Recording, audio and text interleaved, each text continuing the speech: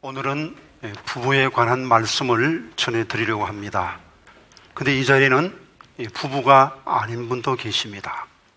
전혀 말씀과 해당 사항이 없는 분이 계십니다. 그런 분들에게 대단히 죄송하다고 말씀을 드리고 싶습니다. 그리고 자녀들의 가정과 우리 다른 성리교회 성도님들의 가정이 말씀에 세워진 가장 행복한 가정 되게 하여 주옵소서. 기도하시면서 말씀을 경청해 주시면 감사하겠습니다. 그리고 부부 되시는 분들, 다른 분들의 양보와 희생 위에 오늘의 말씀이 선포됨을 기억하시고 정신을 똑바로 차리고 말씀을 잘 듣고 가장 행복한 믿음의 가정이 이루어서 하나님께 영광 돌릴 수 있기를 간절히 기원드립니다. 제일 좋은 것은 남편에 대한 말씀은 남편만 따로 모아놓고 아내에 대한 말씀은 아내만 따로 모아놓고 말씀을 드리면 제일 좋은데 함께 예배드리기 때문에 형편상 그렇지 못합니다. 그러나 남편은 남편이 주신 말씀만 집중해서 들으셔야 됩니다. 아내는 아내가 주신 말씀만 집중해서 들어야 됩니다. 그런데 거꾸로 듣는 분이 계세요. 그래가지고는 야 목사님 뭐라 그러셨어? 왜 복종 안 해? 그럼 당신을 왜 사랑 안 해? 그래가지고 설교 듣고 집에 가서 부부싸움 했답니다. 그런 비극이 일어나지 않기를 바랍니다. 내게 주실 말씀에 집중하고 내가 어떻게 변화되어 좋을지 그 점에 초점을 맞추고 말씀을 들을 수 있기를 바랍니다. 은한기관에서 40, 50대 부부들에게 설문조사를 해봤습니다. 만약 당신이 로또에 당첨된다면 제일 먼저 무엇을 바꾸고 싶습니까? 85%의 아내들이 제일 먼저 바꾸고 싶은 것이 남편이라고 했습니다. 75%의 남편들이 제일 먼저 바꾸고 싶은 것이 아니라고 대답했습니다. 대부분의 가정이 그렇게 행복하지 못하다는 것을 보여주고 있는 통계입니다. 그리고 그들 대부분은 우리 가정이 이렇게 불행한 것은 당신 때문이야. 상대방의 잘못에 초점을 두고 생각하고 있습니다. 그래서 배우자를 바꿈으로 행복한 가정이 될 수 있다는 착각, 환상 속에 살고 있는 겁니다. 기억하십시오. 변해야 될 사람은 상대방이 아니고 나입니다. 그리고 우리 그리스도인 부부라 할지라도 이 부부간의 갈등에서 예외일 수 없습니다. 그리스도인 부부도 비록 성화 중에 있지만 아직 완전히 성화되지 못했습니다. 다 부족함이 있죠. 그래서 남편도 부족하고 아내도 부족하고 아직 공사 중입니다. 그래서 가까이 살다 보면 부딪힐 수 있습니다. 혹 함께 살면서도 두 분이 다 그리스도인임에도 불구하고 별로 행복하다고 생각을 못하고 살 수도 있습니다. 그러나 우리 그리스도인 부부에게는 예수 믿지 않는 부부들과 다른 한 가지가 있습니다. 그것은 우리 가정에 다른 예수 믿지 않는 부부에게 없는 구성원이 계시는 겁니다. 예수 믿지 않는 사람들은 남편, 아내로 가정을 이루고 있습니다. 그러나 우리 그리스도인 부부는 하나님, 남편, 아내 이렇게 삼위로 가정을 구성하고 있습니다. 그러므로 가정에 문제 생길 때 하나님의 도움을 구하면 하나님이 도와주시고 하나님이 나빠진 관계를 할지라도 좋은 관계로 변화시켜 주십니다. 그러면 지금 그렇게 행복하지 못하다고 해서 낙심하지 말고 포기하지 말기를 바랍니다. 그 증거로 한 그리스도인 가정의 이야기를 해드리겠습니다. 부인은 대학원에 다니고 있는 둘 다 그리스도인 그런 한 평범한 가정의 이야기입니다. 나는 공부를 시작하면서 집안 살림과 육아를 전담하였고 그는 직장 일에만 매달려야 했다. 그는 대부분 11시가 넘어서야 집에 들어왔다. 술에 취해 들어온 날도 적지 않았다. 남편을 직장에 완전히 빼앗긴 느낌이었다. 늘 힘들어하던 그는 휴일에는 쉬어야 한다는 생각이 몹시 강했다. 집안일을 도와주거나 잠시라도 아이들을 돌봐서 아내에게 쉴 수 있는 시간을 줘야겠다는 생각은 꿈에도 못하는 눈치였다. 그로 인해 나는 사실 평일보다 휴일에 마음이 상한 적이 더 많았다. 나는 베스트셀러 한 권을 읽을 여유가 없이 사는데 하루 종일 누워서 재미난 책을 읽고 있던 남편이 야속해 짜증을 부린 어느 일요일 오후였다. 남편은 갑자기 화를 폭발하면서 내가 집에 와서 책 하나도 못 읽어? 라고 소리치면서 읽고 있던 책을 갈기갈기 찢어 던져버리는 것이 아닌가. 쉬면서 재충전하고 싶다는 그의 욕구와 휴일이나마 남편의 보살핌과 도움을 받고 싶었던 나의 욕구가 정면으로 충돌하던 충격적인 기억이다. 서로의 삶에 무관심해지고 각자가 맡은 역할을 수행하는 것으로 남편과 아내의 의무를 다한다고 생각하자 우리 관계는 아무런 윤기도 흐르지 않는 삭막한 관계가 되었다. 별일 아닌 일들에 꼬투리를 잡게 되고 죄책감과 당황함을 느끼게 되고 서로에 대한 용서와 관대함은 사라져 갔다. 그렇게 살던 우리 부부에게 특별한 일이 일어나기 시작했다. 40을 넘긴 남편이 하나님께 순종하면서 변화하기 시작했고 동일한 변화가 1년의 시차를 두고 내게도 시작되었다. 이로 인해 우리 부부는 중년의 나이에 주책 없이 신혼기를 맞이하게 되었다. 아니, 연애 때나 신혼 때도 맛보지 못하던 깊은 사랑과 연합의 즐거움을 알게 된 것이다. 조은숙님의 우리들의 거듭난 결혼 이야기에 나오는 내용입니다. 바뀔 수 있습니다. 얼마든지 새로워질 수 있습니다. 우리 하나님 전능하십니다. 하나님 말씀에만 순종하면 하나님이 책임지시고 우리 가정을 새롭게 해 주실 줄 믿습니다. 오늘 본문은 남편과 아내의 관계는 예수님과 교회의 관계와 같다고 정의를 내리고 있습니다. 그러므로 모든 가정은 성육신의 사랑이 시행되는 거룩한 장소라고 할 수 있겠습니다. 하나님은 남편에게 아내를 사랑하라고 명령하셨습니다. 아내에게는 남편에게 복종하라고 명령하셨습니다. 부탁이 아닙니다. 권면이 아닙니다. 명령입니다. 그러므로 반드시 지켜야 됩니다. 남편에게 복종하고야 하나님께 복종할 수 있고 아내를 사랑하고야 하나님을 사랑할 수 있습니다. 그러므로 이 말씀을 진지하게 받아들이셔야 됩니다. 어떤 분은 애누리하는 버릇이 있어가지고 설교 들으면서도 애누리해요. 아이고야, 말씀이야 그러시면 어떻게 그렇게 살 수 있겠습니까? 그렇게 생각하면 안 됩니다. 반드시 이렇게 살아야 됩니다. 그리고 하나님의 능력을 힘입으면 이렇게 살 수 있습니다. 이제 하나님의 은혜로 아름답고 행복한 믿음의 가정을 이루려면 첫 번째로 아내는 남편에게 복종해야 됩니다. 그래야 사랑스러운 아내가 될 수 있습니다. 22절에서 24절까지 같이 읽어봅니다. 아내들이여 자기 남편에게 복종하기를 주께 하듯하라.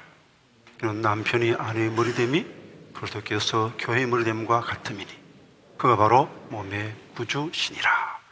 그러므로 교회가 그리스도에게 하듯 아내들도 범사에 자기 남편에게 복종할지니라. 예수 잘 믿는 남편, 아내를 자상히 잘 돌봐주는 남편에게만 복종하라는 말씀이 아니죠. 남편이라는 이유 하나만으로 복종해야 된다는 말씀입니다. 이 말씀 듣고 아내 되시는 분들 좀 기분이 나쁠 수 있습니다. 여자가 남자보다 열등하다는 의미인가? 절대로 그런 뜻은 아닙니다. 남성과 여성은 동등합니다. 그러나 가정이라는 하나의 공동체를 이루었을 때 머리되는, 가장되는 역할은 남편에게 주어져 있습니다. 그러므로 가정의 질서를 위해서 남편에게 복종하라는 말씀입니다. 예수님이 본을 보여주셨습니다. 빌립보 2장 말씀 같이 읽어봅니다. 그는 근본 하나님의 본체시나 하나님과 동등됨을 취할 것으로 여기지 아니하시고 오히려 자기를 비워 종의 형체를 가지사 사람들과 같이 되셨고 사람의 모양으로 나타나사 자기를 낮추시고 죽기까지 복종하셨으니 그 십자가에 죽으심이라. 성삼위일체는 동등합니다. 그러나 성자 하나님 예수님은 성부 하나님의 뜻에 복종하셨습니다. 예수님은 십자가 지고 싶지 않았습니다. 그래서 할 수만 있으면 이 잔을 내게서 옮겨달라고 아버지 하나님께 기도했죠. 그러나 기도 중에 십자가를 지는 것이 하나님의 뜻임을 깨달았을 때 내 뜻대로 마시고 아버지의 뜻대로 하시옵소서 하고 십자가를 지셨습니다. 성부가 성자보다 열등하기 때문이 아닙니다. 동등하지만 삼위일체의 질서를 위해서 예수님이 복종하신 것입니다. 그러므로 가정의 질서를 위해서 아내는 남편에게 복종해야 됩니다. 만약 이 복종이 제대로 시행되지 않으면 아내가 자기의 주장을 하고 남편과 부딪히게 되면 이것은 마치 머리가 둘인 기형아와 같습니다.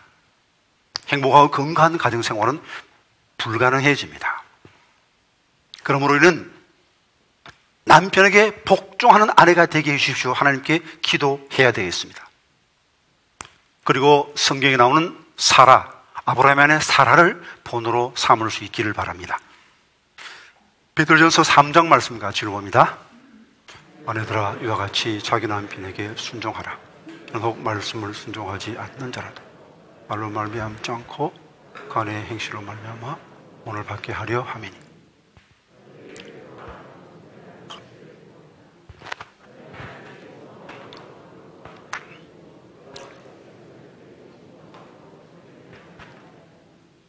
사라가 아브라함을 주라 칭하여 순종한 것 같이 너희도 선을 행하고 아무 두려운 일에도 놀라지 아니하면 그의 딸이 된 것이니라.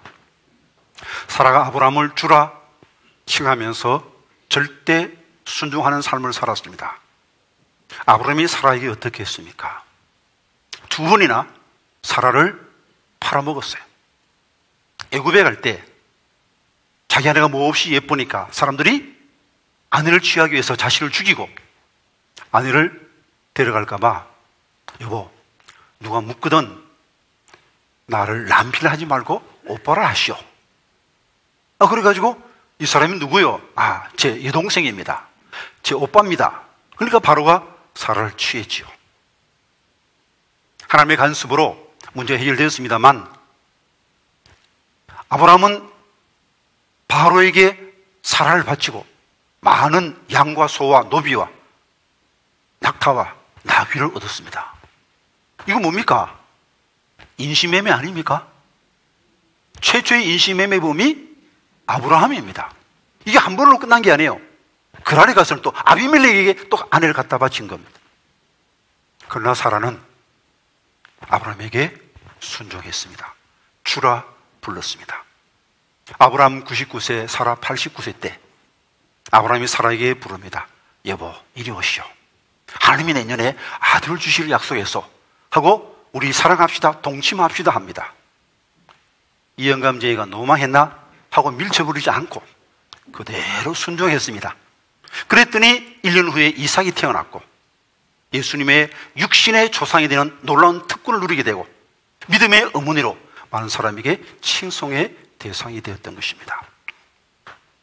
남편할 이유 하나, 하나님이 이 사람을 나의 남편으로 세우셨다는 사실을 기억하고 하나님께 복종하는 그 마음으로 남편에게 복종하십시오.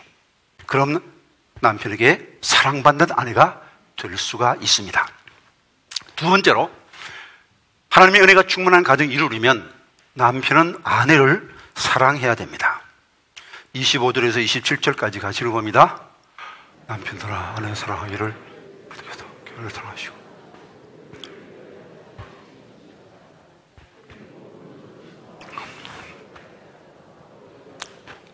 자기 앞에 영광스러운 교회를 세우사 티나 주름 잡힌 것이나 이런 것들이 없이 그러하고 흠이 없게 하려 하심이라. 남편에게는 아내를 사랑할 것을 명령하셨습니다. 자신의 몸처럼 예수님이 교회를 위하여 자신을 주심같이 자신을 주면서 사랑하라는 말씀하셨습니다. 살림 잘하는 아내, 고분고분한 아내만 사랑하라고 말씀하지 않았습니다. 아내가 어떻든 상관없이 하나님이 짝지으신 배우자요, 나의 아내라는 이유 하나만으로 아내를 사랑해야 됩니다.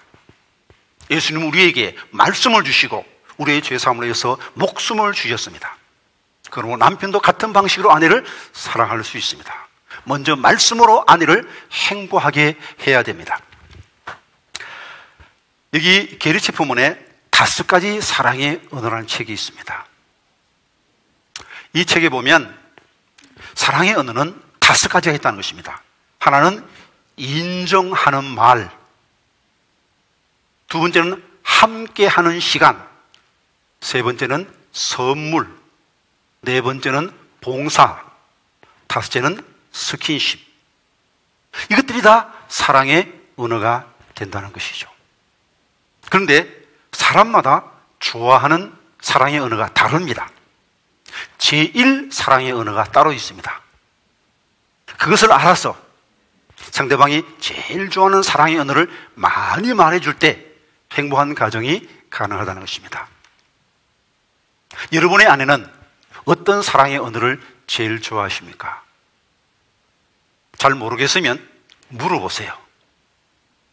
나와 함께 이야기하기를 원하는지, 아니면 내가 설거지 하기를 원하는지, 아니면 내가 꼭 껴안아주기를 원하는지, 어떤 것을 제일 좋아하는지 알아보시고 아내가 원하는 방식으로 사랑의 언어로 아내를 행복하게 할 수 있습니다. 또한 아내의 잘못을 남편이 책임지고 해결을 해야 됩니다. 제가 결혼 주의를 할 때마다 아주 공개적으로 약속을 하죠. 남편에게. 혹 살다가 보면 어떤 일이 있을지 모르나, 혹 아내가 잘못했다 할지라도 그것을 아내 탓으로 돌지 않고 남편이 책임지고 해결하겠습니까? 할 때 한 사람도 예외 없이 예 하고 대답을 합니다. 사실 이것만 제대로 지키면 모든 남편은 아내에게 존경받을 수 있습니다. 왜 우리가 예수님을 공경합니까? 왜 예수님의 말씀에 복종합니까? 그래서 바로 예수님이 나를 위해서 십자가를 져주셨기 때문입니다. 아내의 잘못을 책임지는 남편, 그 남편을 아내가 사랑하지 않을 수 없고 복종하지 않을 수 없고 존경하지 않을 수 없는 것이죠. 그러나 이것도 내 힘으로 되는 것이 아닙니다. 우리 주님의 도움을 구해야 됩니다. 이제 부부가 함께 아름다운 사랑의 가정을 이루어 나갈 때 남편이 주도권을 가지고 일을 해야 됩니다. 리더십이란 무엇입니까? 그것은 바로 주도성입니다. 우리 이거 다 합시다. 제일 먼저 앞장서는 사람이 리더예요. 남편이 가정의 리더로서 여보 우리 더 행복한 삶을 사십시다. 더 아름다운 믿음의 가지 이루십시다 하고 리더해 나가야 됩니다. 그러하기 위해서는 사랑의 기술이 필요합니다. 에릭 프롬은 사랑의 기술이라는 책에서 사랑이란 감정이 아니라 좋은 관계를 만드는 능력이다. 좋은 관계를 만드는 능력, 이것이 우리 모두에게 필요한데 이 기술을 내 것으로 삼기 위해서는 이론적인 투자 그리고 실천적인 투자를 해야 된다는 것입니다. 세상의 귀한 것들은 다 저절로 얻어지는 것이 아닙니다. 노력하고 애써야 됩니다. 그런데 행복한 가정생활을 이루기 위해서는 별로 투자하지 않아요. 무슨 투자를 했습니까? 얼마나 애썼습니까? 심어야 거둘 수 있는 겁니다. 이제 우리가 기술을 연마하기 위해서는 이론과 연습, 훈련이 같이 있어야 됩니다. 예를 들어서 피아노 있습니다. 피아노 치고 싶으면 피아노만 사면 됩니까? 피아노 사서 그냥 내가 뚱뚱뚱 하면 피아노 배울 수 있겠습니까? 안 되죠. 레슨을 받아야 됩니다. 어떻게 치는지 배워야 됩니다. 그리고 혼자서 연습도 많이 해야 되겠죠. 골프하고 싶으면 골프채만 사면 골프 잘할 수 있겠습니까? 아니죠. 어떻게 그립을 잡는지, 어떻게 스윙하는지 배워야 됩니다. 그리고 또 연습을 열심히 해야 되는 것이죠. 사랑의 가정을 이루기 위한 그 이론서, 제일 좋은 것이 성경입니다. 특별히 오늘 본문의 말씀에 좋은 내용이 다 있습니다. 이것이 행복한 가정을 이루기 위한 사랑의 교과서라고 말할 수 있겠습니다. 이제 이런 성경과 이런 책을 통해서 이론을 알았다 할지라도 훈련해야 됩니다. 연습해야 됩니다. 기술이 하루아침에 만들어지는 건 아니거든요. 기술을 발전시키기 위해서는 집중력과 인내와 의지가 필요합니다. 아내에게 집중해야 됩니다. 아내 말씀을 경청해야 됩니다. 그리고 좀 어려움이 있더라도 인내해야 됩니다. 하루아침에 뭔가 변화가 오리라고 생각하지 마십시오. 좋은 관계를 만들기 위해서는 굳센 의지를 가지고 어려움이 있더라도 그것을 뚫고 나가야 하는 것입니다. 김연아 선수가 뱅글뱅글 돌면서 기술을 그래서 세계 챔피언이 됐는데 그것도 하루아침에 만들어졌겠습니까? 수천 번 엉덩방아를 찍었다 하지 않습니까? 얼마나 아프겠습니까? 이거 엉덩이야 못하겠다 포기했으면 세계 챔피언 못 되는 겁니다. 그러나 분명한 목표가 있기 때문에 의지를 가지고 계속 연습하고 또 연습해서 마침내 세계 챔피언이 될 수 있었던 것입니다. 존경스러운 남편, 사랑스러운 아내, 행복한 가정, 절대로 포기할 수 없는 목표입니다. 우리의 소원이기 전에 하나님의 소원이고 하나님의 명령이기 때문입니다. 남편과 아내의 관계는 이 육체 생명이 끊어지면 끝나는 관계입니다. 살아있을 동안만 부부로 함께 사랑할 수 있습니다. 천국에서 우리 모두는 예수님의 신부로 살게 됩니다. 그러므로 부부 생활은 이 땅에서 끝나는 거예요. 우리 주님의 재림이 임박했고 내가 언제 죽을지 모르기 때문에 언제 이 부부관계가 끝날지 몰라요. 그러므로 함께 있는 이 시간을 소중히 여기고 후회함이 없도록 마음껏 사랑하며 하나님이 주신 분복을 누려야 됩니다. 하나님이 인간에게 주신 가장 큰 분복이 바로 부부가 되어서 함께 서로 사랑하며 사는 것입니다. 사랑하는 배우자가 살아있음을 감사하십시다. 사랑할 수 있는 기회가 있을 때 후회 없이 사랑하십시다. 부부와 함께 손을 맞잡고 가장 행복한 믿음의 가정을 이루게 해주십시오. 사랑스러운 아내, 존경스러운 남편 되게 해주십시오. 기도함으로 우리 주님의 은총으로 가장 행복한 믿음의 가정이 이루어서 주님께 영광 돌리고 마을 삶의 축복을 나눠줄 수 있는 축복의 통로로 쓰임받는 믿음의 가정 이루시기를 간절히 기원드립니다.